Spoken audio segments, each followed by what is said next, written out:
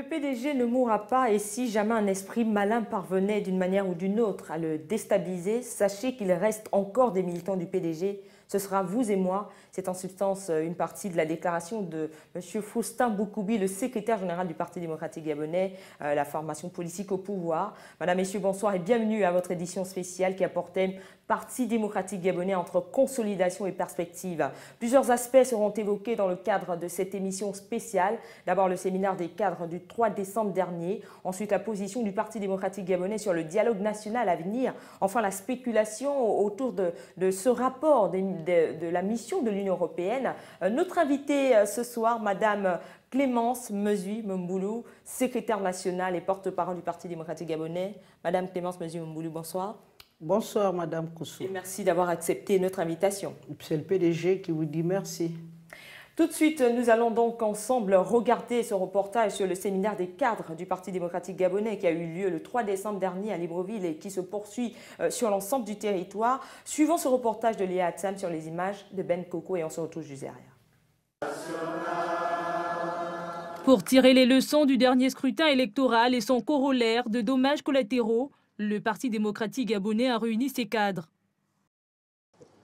Depuis nos dernières rencontres et de surcroît, depuis l'échéance capitale que viennent de vivre notre parti et notre pays, le temps passé dans le silence paraît trop long. En tout cas, assez long pour créer la distance entre les camarades dont la proximité favorise les échanges, la compréhension et la solidarité. Assez long pour donner libre cours aux rumeurs, favoriser l'intoxication.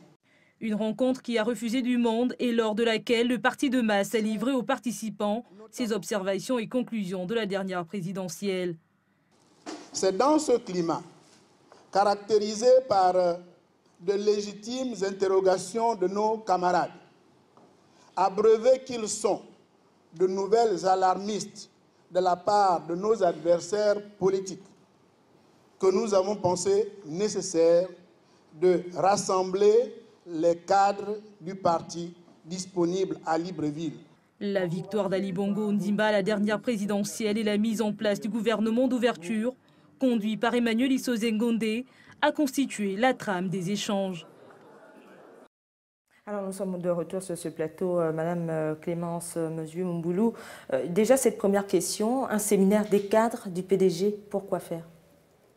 Mais un séminaire des cadres du PDG parce que cela fait partie des missions régaliennes du Parti démocratique gabonais.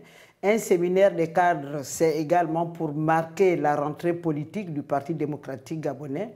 Un séminaire des cadres du PDG parce que nous avons tout simplement constaté au sein du secrétariat exécutif et surtout à la lumière de la crise post-électorale que nous avions besoin de former nos cadres, nos militants, que nous avions également besoin d'informer, que nous avions besoin de faire un état de lieu qui nous permettrait par la suite de nous projeter vers l'avenir pour des perspectives en vue des nouveaux défis qui nous attendent. Et certains ont estimé que c'était peut-être un séminaire qui venait permettre au Parti démocratique gabonais de laver le linge sale. Notamment, on a vu le silence du PDG quant aux différentes accusations de certains citoyens ou même encore de l'opposition. On dit du Parti démocratique gabonais qu'il n'a pas véritablement aidé son candidat lors de la présidentielle. Mais cela me fait rire. Le distingué camarade Ali Bongo Ondimba était le candidat du Parti démocratique gabonais. Il a été élu dans le cadre d'une élection à un tour avec plus de 50% des voix. Et c'est parce que le Parti démocratique gabonais s'est levé pour faire élire ce candidat qu'il a été élu. Maintenant, si nous devons commencer par balayer toutes les rumeurs, toutes les supputations, autour de la prétendue absence du PDG sur le terrain, je dirais, moi je demande aux gens, je demande qu'on apporte la preuve que le Parti démocratique gabonais était là. Même à travers les associations, les multiples associations qui sont venues un temps soit peu phagocyter le travail du PDG, mais ces associations sont composées à 95% par des militants du PDG. Mais est-ce que ça ne fragilise pas justement l'action du Parti démocratique mais gabonais? C'est justement pour cela que nous avons commencé à travailler. Et nous allons travailler pendant des mois pour faire cet état des lieux. Parce qu'un parti qui est au pouvoir ou qui veut accéder au pouvoir, mais un parti qui veut vivre ne peut pas se permettre de fonctionner de manière un peu désordonnée. Et tout au long de l'année 2016, effectivement, les militants et l'ensemble des sympathisants ont bien remarqué qu'il y avait comme un désordre au sein du Parti démocratique gabonais. Mais ce désordre-là n'est pas le fait du secrétariat exécutif. Ce désordre-là est le fait de certains cadres du Parti démocratique gabonais qui, tout en étant au Parti démocratique gabonais, pensent qu'ils se servent mieux en mettant en place des chapelles, mais des chapelles qui sont nuisibles. Et aujourd'hui, il faut le dire, quand on aime son pays, quand on a un parti, quand on veut servir le distingué camarade qui est le président du parti, quand on veut servir son parti, on commence par respecter la discipline du parti. Mais trop de camarades pensent qu'ils peuvent traiter le directeur du parti avec beaucoup de mépris, qu'ils peuvent traiter les militants qui au quotidien travaillent sans moyens, sans parfois même être récompensés, qui peuvent les traiter au quotidien. Mais les militants nous disent qu'ils ne l'acceptent plus. Mais justement, Madame le porte-parole, en même temps, on dit que la discipline est l'apanage du bon militant. Si je ne me trompe pas, mais il y a des commissions qui sont là pour sanctionner. Qu'en est-il exactement? Pourquoi autant d'indiscipline que vous venez de dénoncer sur ce plateau? Mais parce que tout simplement, vous savez, il faut regarder l'histoire des partis. Le PDG a été pendant longtemps un parti-État qui n'avait pas en réalité besoin d'aller au front parce que convaincu qu'il était de gagner toutes les batailles avant même d'avoir combattu. Ensuite, après le vent de la démocratie qui a soufflé sur l'ensemble du monde, le PDG s'est retrouvé dans un contexte de pluralisme politique avec de nouveaux enjeux. Mais est-ce que les militants ont été suffisamment formés et informés de ce que le parti avait besoin de se régénérer et de se revitaliser? Pendant ce temps aussi, se sont installés au sein du Parti démocratique gabonais des chapelles.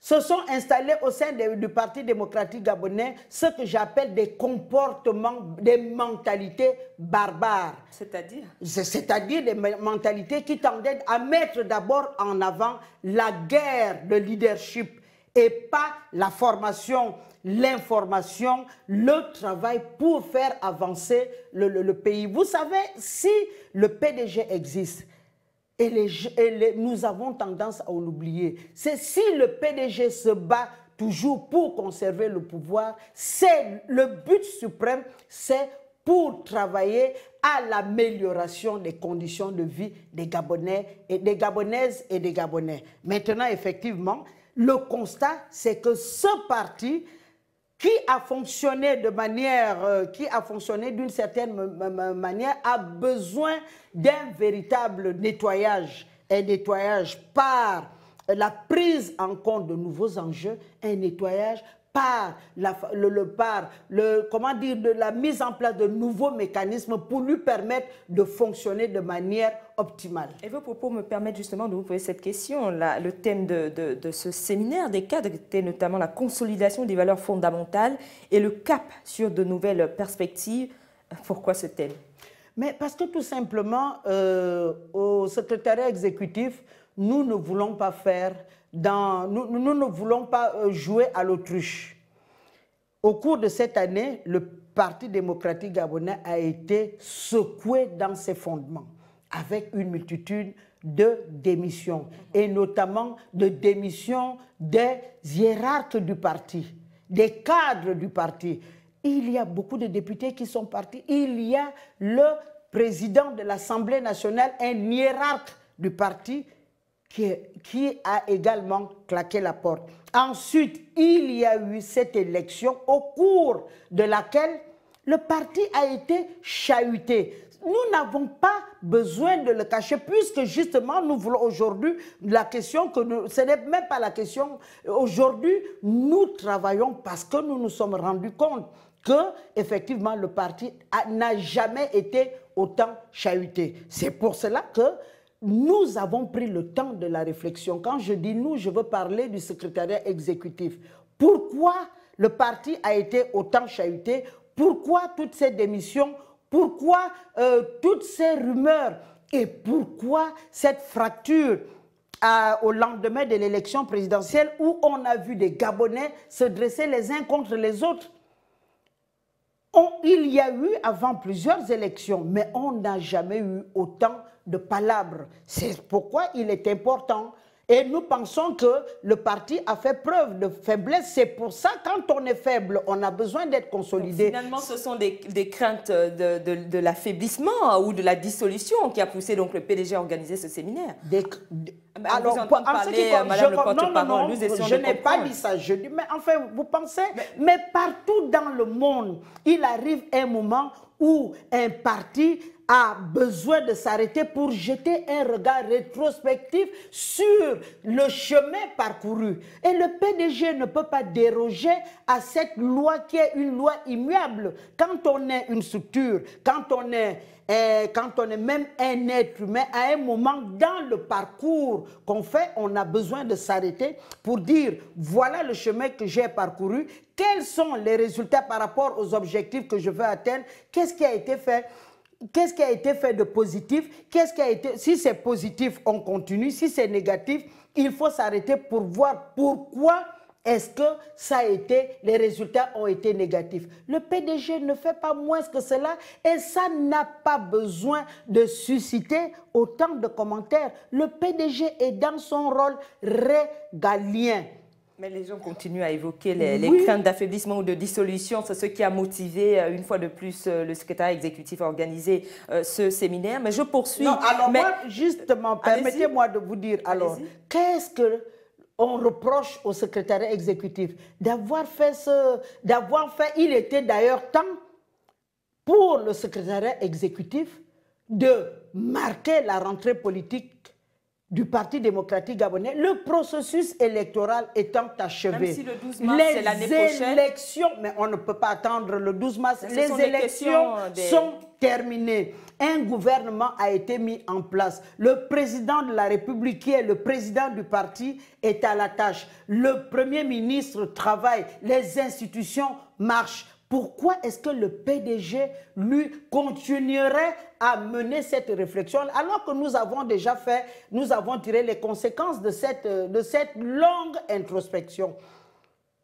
Alors, donc, ce que nous avons fait n'a rien d'ordinaire, sauf si on veut me faire croire qu'au Gabon, quand des gens veulent travailler, ça paraît ordinaire. Alors, mais justement, quand le secrétaire général du Parti démocratique gabonais déclare « Le PDG ne mourra pas », est-ce que vous pensez que ce message vise à ramener, je veux dire, la sérénité Mais d'abord, il le déclare parce que nous avons tellement entendu de rumeurs, mais les rumeurs les plus folles, par rapport à la prétendue future dissolution du Parti démocratique gabonais. Mais ce faisant, les militants et les sympathisants, si ce sont les autres qui colportent, libre à eux, parce que c'est de bonne guerre, mais s'il s'agit des militants et des sympathisants du PDG, ça veut dire qu'ils n'ont pas suivi le discours du distingué camarade lors de la clôture des universités de l'Union des jeunes du Parti démocratique à Port-Gentil. en juin dernier, où il disait, où il remettait, mais vraiment pour ceux qui auraient la prétention de croire que le PDG est une coquille vide, il remettait en selle le PDG en expliquant que en 90, eux-mêmes, lui et ses amis rénovateurs de l'époque avaient suggéré une possible dissolution du PDG. Et ils ont été ramenés à la raison par feu Hadj Omar Bongo, fondateur du Parti démocratique gabonais, et par les militants qui, à l'époque, les avaient sanctionnés. C'est pour vous dire que ce débat, le débat de la dissolution, n'est pas à l'ordre du jour.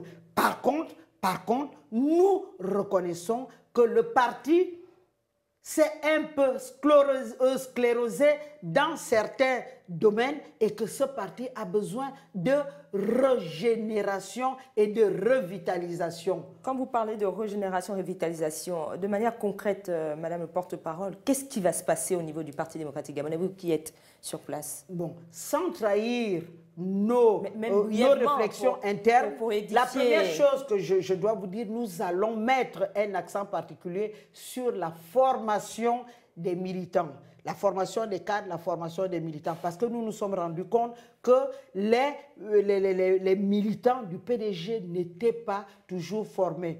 Parce que nous nous sommes rendus compte également que beaucoup de militants parlent politique, mais qu'ils ne font pas politique. Nous nous sommes rendus compte que nous ne faisons pas beaucoup de prospective. La prospective nous permet d'aller sur le terrain et d'engranger de nouvelles adhésions.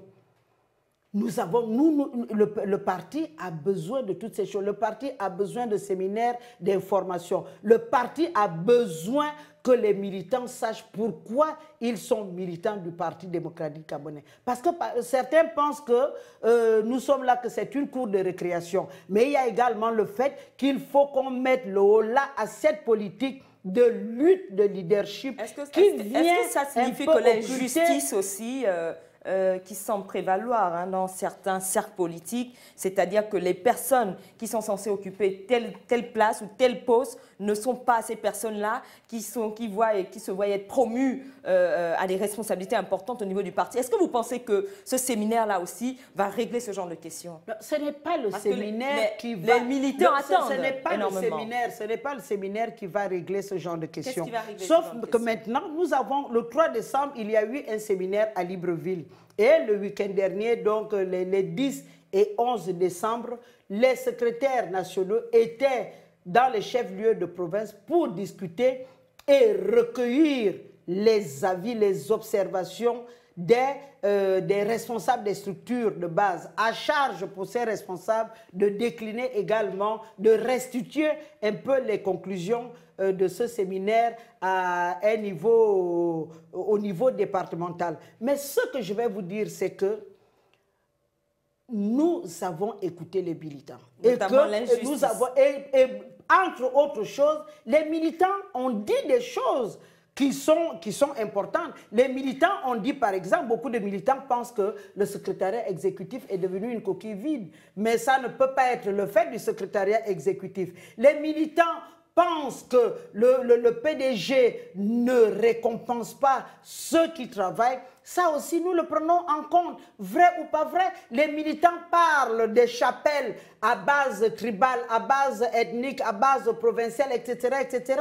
Les militants parlent de l'absence de moyens. Les militants ont parlé de beaucoup d'autres choses, qu'ils sont un peu pris en otage par les responsables politiques. Les militants ont parlé de parachutage. Les militants ont parlé également du fait qu'il n'y a pas de cotisation.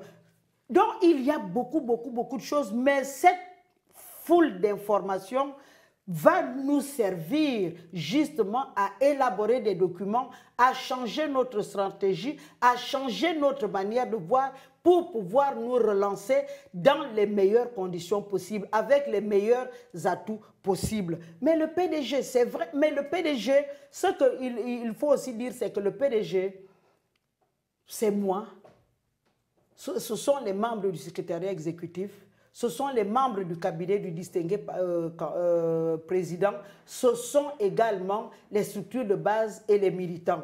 Mais, donc, les critiques qui sont faites à l'endroit du secrétariat exécutif sont les critiques qui doivent être faites à l'ensemble des militantes et militants du PDG. Alors, mais justement, cette mobilisation permettra-t-elle au Parti démocratique gabonais de sortir indemne de cette fragilisation qui existe quand même depuis la crise post-électorale? Le Parti démocratique gabonais sortira certainement indemne. C'est vrai que quelques personnes qui rament à contre-courant de l'histoire se feront peut-être éjecter. Mais le Parti gabonais sortira indemne. Et je voudrais quand même redire qu'un parti qui est au pouvoir, qui veut conserver le pouvoir, ne peut pas se permettre de mécontenter la base. La base nous envoie des signaux, nous devons prendre ces signaux-là au sérieux. La base nous dit, attention, c'est nous, le peuple gabonais, c'est nous qui vous donnons le mandat. Ce mandat-là, qu'est-ce que vous en faites? La base nous dit que nous sommes fatigués des querelles d'ego. Nous sommes fatigués des querelles de leadership. La base nous dit que la première mission du Parti démocratique gabonais, c'est de faire en sorte que les Gabonais vivent mieux. La base aussi dit que le parti est confisqué par un certain nombre de personnes. Oui, mais la base le dit que le parti est confisqué par un certain nombre de personnes, que ces personnes-là sont des amateurs, et que ces personnes les nouveaux venus sont rejetés, alors qu'on fait croire à une main ouverte, tendue, et à un parti ouvert aux nouveaux militants. Non, on ne fait pas croire à la main tendue. Ce sont les questions. Non, mais je réponds à la base en disant que d'abord la main tendue du distingué camarade président, par ailleurs président de la République, chef de l'État, est une réalité. Le distingué camarade, après son investissement, dès sa réélection, a commencé par tendre la main à l'opposition dans le but de préserver la paix, dans le but de préserver la sérénité, dans le but de faire en sorte que tous les Gabonais s'asseyent et commencent à parler, à discuter ensemble. Quand on veut la paix pour son pays, on ne fait pas autrement. Ça c'est une chose à dire. Mais maintenant, cela n'enlève en rien cette main tendue, le fait que le PDG lui-même déjà doit dialoguer en son sein, que le PDG lui-même doit nettoyer ses écuries, que le PDG lui-même doit se rendre compte qu'il vit à l'intérieur d'un pays, qu'il doit regarder les réalités de ce pays, les réalités sociologiques, les réalités politiques, les réalités économiques, les réalités sociales, et que le rôle du PDG, c'est de coller à ces réalités-là et de faire en sorte que le Gabonais soit toujours content de son chef, de son parti, de ses dirigeants. Alors, mais justement, ça nous permet d'aborder la question du dialogue national à venir, hein, qui est une actualité forte du système politique gabonais actuellement. On le sait. Le Premier ministre, chef du gouvernement, a entrepris des consultations nationales. Premier parti à être reçu, c'était le Parti démocratique gabonais. En substance, qu'est-ce qui a été dit? Mais ce qui a été dit, le Parti démocratique gabonais, justement, je vous disais tout à l'heure que nous avons observé à l'issue de l'élection présidentielle une période de réflexion. Mais je n'ai pas dit que nous faisions cette réflexion endormis, nous faisions cette réflexion assis sur la plage, les orteils en éventail. Nous faisions cette réflexion, entre autres choses, nous avons fait déjà l'état des lieux du Parti démocratique gabonais après cette élection, mais également nous avons travaillé sur la contribution de ce que peut être la contribution du Parti démocratique gabonais à ce dialogue. Et nous avons sollicité et obtenu une audience du Premier ministre, chef du gouvernement, pour lui remettre notre contribution. et discuter avec lui pour voir qu'est-ce que nous pourrions apporter encore plus à ce dialogue. Mais toujours est-il qu'aujourd'hui, je puis vous assurer que le Parti démocratique gabonais soutient sans réserve l'initiative du président de la République pour le dialogue et que le Parti démocratique gabonais sera, je l'espère, présent à des niveaux suffisamment importants. Et donc, est-ce que le Parti démocratique gabonais intègre le fait qu'il doit avoir, parce qu'on entend certaines populations parler du camp des 47%, est-ce que le Parti démocratique gabonais, dans ses échanges avec le Premier ministre, a peut-être effleuré cette question, qu'on ne peut pas parler de dialogue sans que cette partie des Gabonais ne soit représentée à ce dialogue? Vous savez, nous sommes des êtres humains et je pense que nous aimons notre pays. Les 47%, comme on appelle les autres, les 0%, sont des Gabonais. Ce sont nos frères, ce sont nos parents, ce sont nos amis, ce sont les gens avec qui nous sommes condamnés à vivre, mais à vivre en paix. L'élection est derrière nous. Pendant l'élection, nous nous sommes dit des choses, nous nous sommes jetés à la tête des insultes. Mais ça c'est normal dans le cadre d'une campagne électorale. Maintenant, la campagne est terminée. L'élection est derrière nous. Nous ne pouvons pas penser vivre dans ce pays avec une frange de la population sans qu'il y ait des échanges. C'est pour ça que le Parti démocratique gabonais dit, je viens de le dire, nous soutenons sans réserve cette initiative et nous exhortons tous les acteurs politiques à accepter la main tendue du chef de l'État pour ce dialogue. Parce que comment voulons-nous continuer à vivre ensemble si nous ne nous parlons pas, si nous n'échangeons pas, si nous n'arrivons pas à nous embrasser? Comment est-ce que demain nous allons nous retrouver dans des mariages, dans des administrations, sans pouvoir nous parler? Permettez-moi quand même de m'étendre là-dessus, parce qu'il s'est passé quand même des choses blâmables, des choses lamentables après les élections. Des maris ou des épouses qui se lèvent contre leurs conjoints, des frères et des sœurs qui ne se parlent plus, des amis qui aujourd'hui se regardent en chien de faïence.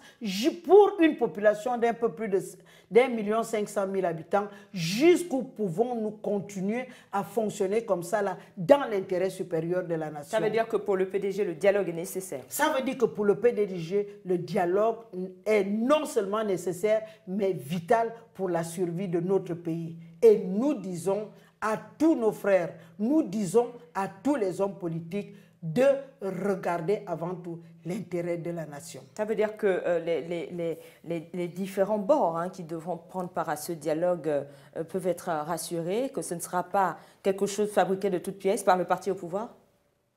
Non, parce que ce sont les inquiétudes qui sont... Il y a un moment dans la vie où il faut se dire que là, nous devons être sérieux parce que c'est la seule possibilité que nous avons de nous reconnecter, de redevenir un peuple un et indivisible.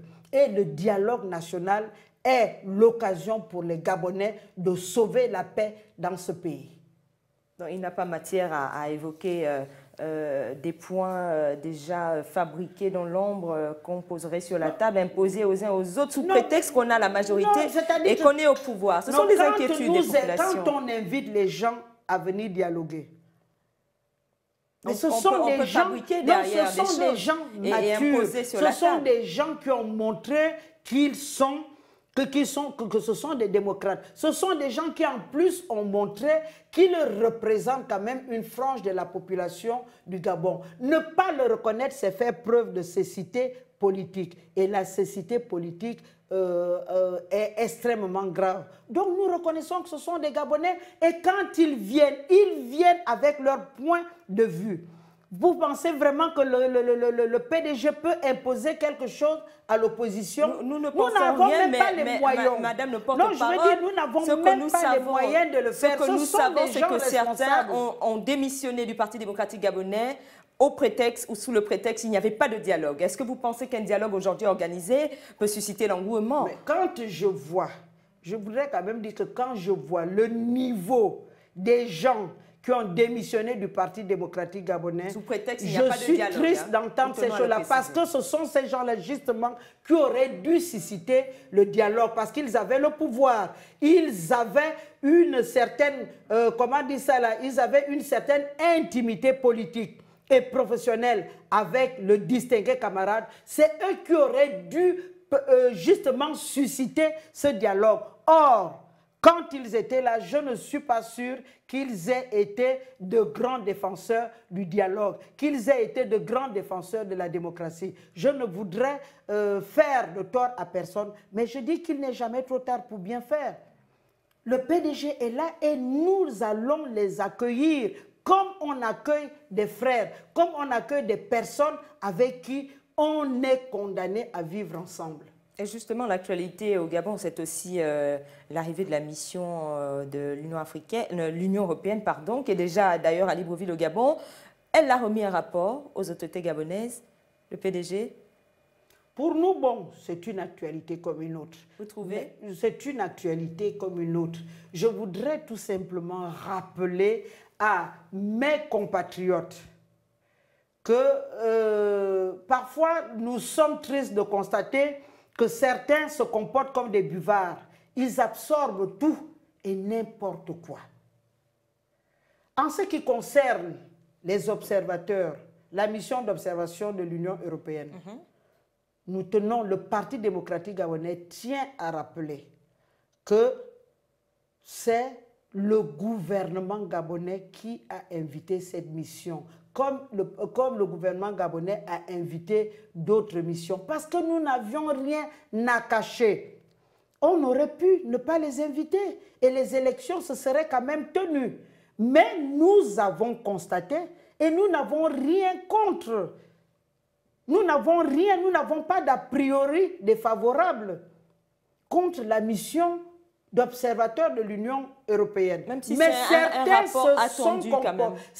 se sont comportés comme s'ils étaient en territoire conquis. Certains se sont comportés comme si cette mission était un parti politique de l'opposition. Et c'est le reproche que nous leur avons fait. Parce que quand ils viennent, la première chose qu'ils acceptent, c'est de respecter la constitution de ce pays. C'est de respecter les lois et règlements qui régissent le fonctionnement de la vie politique au Gabon. C'est de respecter les Gabonais. Est-ce qu'ils ne l'ont pas fait? Ne l'ont pas fait. C'est pour ça que nous nous sommes levés pour dire, ici, nous ne sommes pas, ils ne sont pas dans une jungle avec en face d'eux des singes qui ne sont pas descendus de leur cocotier. Ça, on l'a dit, les gens ont trouvé que c'était grave. Mais il faut dire les choses. Le Gabon est un État souverain. Ce qu'une mission d'observation ne peut pas se permettre de faire en France ou aux États-Unis ou en Italie ou en Espagne ou en Grande-Bretagne, elle n'a pas à le faire ici. Mais maintenant, une mission d'observation n'a pas un rôle de censeur. Elle ne se substitue pas au ministère de l'Intérieur, elle ne se substitue pas davantage à la Cour constitutionnelle. Elle est là pour observer, pour faire des observations dans le but de faire améliorer la gouvernance électorale. Mais s'ils se cantonnent dans ce rôle-là, nous disons oui. S'ils outrepassent leur rôle, nous leur disons stop. Nous sommes un État indépendant, nous ne sommes pas, ici, là, nous ne sommes pas un État qu'on doit venir recoloniser. Mais justement, les missions d'observation, que ce soit européennes ou etc., on jette du discrédit quand même sur les élections africaines de manière générale. C'est vrai qu'il y a quand même quelques pays, dit-on, qui sortent de l'eau, mais on dit que l'Afrique, en général, a du mal à organiser des élections crédibles, légitimes, et c'est cela qui justifie l'invitation, les invitations qui sont faites par les gouvernements africains à l'endroit des missions d'observation, notamment l'Union européenne. Dans le cas du Gabon, ce qui justifie l'invitation faite aux missions d'observation, c'est notre volonté de montrer que nous faisons des efforts dans l'organisation des élections politiques. Voilà ce qui justifie l'invitation. Maintenant, eux, ils viennent avec des a priori, parce que quand c'est africain, c'est nécessairement, c'est nécessairement mauvais. Quand c'est africain, il n'y a pas de démocratie. Quand c'est africain, les gens veulent s'arc-bouter au pouvoir. Ça aussi, c'est fatigant de toujours désigner l'Africain comme le vilain petit canard. Mais ce rapport a été très attendu par l'opposition, une frange importante, on a pu le voir sur les réseaux sociaux. Oui, mais est-ce que vous êtes en train de dire qu'il n'y a pas matière à s'inquiéter quant à la suite? Non, il n'y a pas matière à s'inquiéter. Mais pourquoi est-ce qu'on s'inquiéterait? Je viens de dire qu'une mission d'observateurs internationaux a pour rôle d'observer, de faire des observations. Cette mission n'est pas censeur. Ce n'est pas elle qui élit le président de la République gabonaise. Donc les Gabonais aussi, c'est pour ça que le PDG maintenant veut mettre un accent particulier sur la nécessaire formation des militants et au-delà même du peuple gabonais. Parce que si les gens étaient formés, si les gens connaissaient le rôle et les missions, mais également les limites d'une mission d'observation, les gens ne seraient pas en train de s'éclater. Mais pour rien du tout sur les réseaux sociaux. Donc ce n'est pas la mission d'observation de l'Union européenne qui va changer quoi que ce soit à ce qui a été fait. Le président de la République est élu. Il s'appelle Ali Bongo Ondimba. Ce n'est pas la mission des observateurs de l'Union européenne qui va changer quelque chose à cette vérité. Ça veut dire que vous balayez du revers de la main les déclarations qui sont tenues par l'opposition quant à l'efficacité d'un tel rapport savez, qui pourrait, disent-ils, renverser... Quand on est dans l'opposition, quand on est le chef d'une frange, quand on parle au nom d'une frange de la population gabonaise, je pense qu'on connaît un certain nombre de choses. Et je serais étonné qu'un responsable politique, fût-il de l'opposition, ait pu penser un seul instant que la mission d'observation de l'Union européenne pouvait changer quoi que ce soit. Il peut faire des observations, des avis, donner des avis, faire des suggestions que nous pouvons estimer être désobligeantes pour le PDG, pour le parti au pouvoir, mais c'est tout ce qu'ils peuvent faire. Et quand ils font des observations pour nous permettre d'améliorer notre gouvernance électorale, nous disons oui, c'est nous qui les avons invités. Nous les avons invités parce que nous les respectons, parce que nous reconnaissons leur expertise. Mais nous disons que ce ne sont que des êtres humains avec leurs qualités et leurs défauts. Et certains de ces observateurs ont montré qu'ils ne méritaient pas la confiance que nous avions placée en eux. C'est un regret alors finalement d'avoir invité cette mission d'observation? Non, ce n'est pas un regret, on les invitera toujours. La seule chose c'est que nous avons affaire à des êtres humains, nous avons affaire à des gens qui ont fait des choix partisans alors qu'ils auraient dû respecter une stricte neutralité dans le travail qu'ils faisaient. Maintenant, quitte après à être ami avec certains des opposants, c'est tout. Alors, Madame le porte-parole, c'est peut-être l'occasion de vous poser encore cette autre question, notamment avec le rapport de l'élection présidentielle présenté par l'Union européenne. Finalement, ce rapport qui pourrait, nous allons de toutes les façons voir bel et bien le contenu même, qui pourrait, ou qui est censé, ou qui va, pour être clair, jeter du discrédit sur cette élection au regard des déclarations des différents membres de cette commission, on l'a vu à l'extérieur.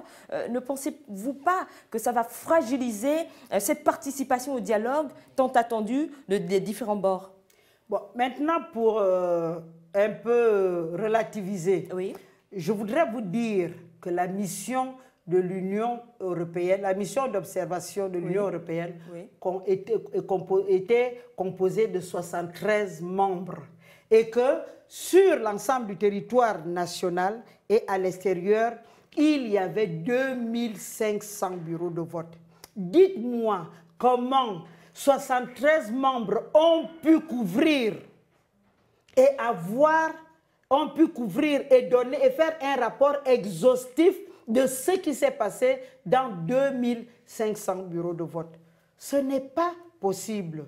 Ce n'est pas possible. Parce que ça, déjà, c'est la première chose. Donc, leur rapport ne peut avoir qu'une vue parcellaire de ce qui s'est passé. Ça, c'est la première chose, il faut le dire. Maintenant, moi, j'ai dit que nous attendons des suggestions. Si on fait des suggestions, si on fait des remarques pour améliorer la gouvernance électorale, je me demande comment, à ce moment-là, on peut jeter le discrédit sur un pouvoir. On peut peut-être constater que la CENAP a manqué de matériel. Dans un contexte économique difficile, on peut observer que des véhicules se sont embourbés parce que nous sommes dans un pays avec un relief accidenté.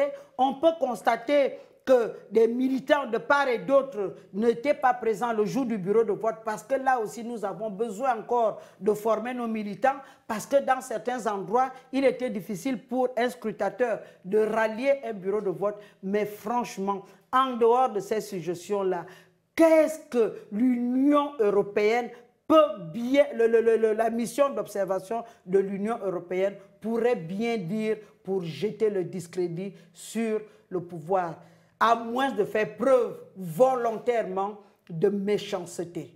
Et je pense que l'Union européenne est un partenaire important du Gabon, avec qui nous travaillons beaucoup, avec qui nous faisons des choses formidables.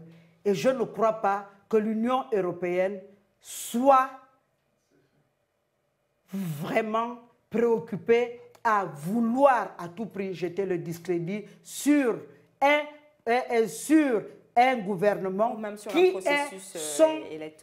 est son partenaire. C'est pour cela que nous allons donc poser, peut-être pas cette dernière question, mais vous donner le temps de conclure de manière amassée. On a parlé quand même de ce séminaire. Qu'est-ce que cela va apporter à long terme dans le Parti démocratique gabonais? C'est-à-dire, à quoi peut-on s'attendre le 12 mars 2017? Mais d'abord, à ce que nous fêtions dans la joie, dans la sérénité, l'anniversaire du Parti démocratique gabonais, mais également à ce que nous livrions de manière officielle le résultat de cette série d'échanges que nous avons avec nos militants de base. On peut également s'attendre à ce que, ayant fait le bilan, ayant fait l'état des lieux de la maison PDG aujourd'hui, que nous fassions de propositions fortes pour aller de l'avant, pour relancer la machine, pour des perspectives nouvelles, en vue des batailles à venir.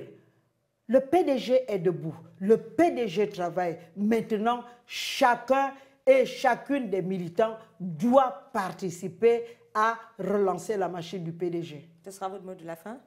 Oui, et je veux dire que le Parti démocratique gabonais est la première force politique de ce pays. Le Parti démocratique gabonais travaille dans l'intérêt du peuple gabonais. Bien, parfois, nous sommes critiqués parce que souvent, les gens ne comprennent pas ce qui se fait. Et s'il y a des dysfonctionnements là, ces dysfonctionnements-là ne sont que l'œuvre d'êtres humains. Et aujourd'hui, nous nous attelons à les corriger.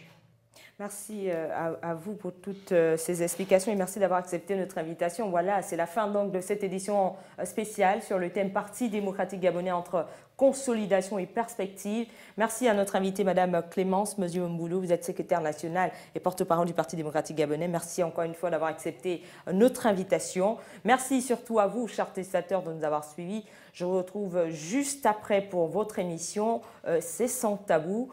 Bonsoir et à tout de suite.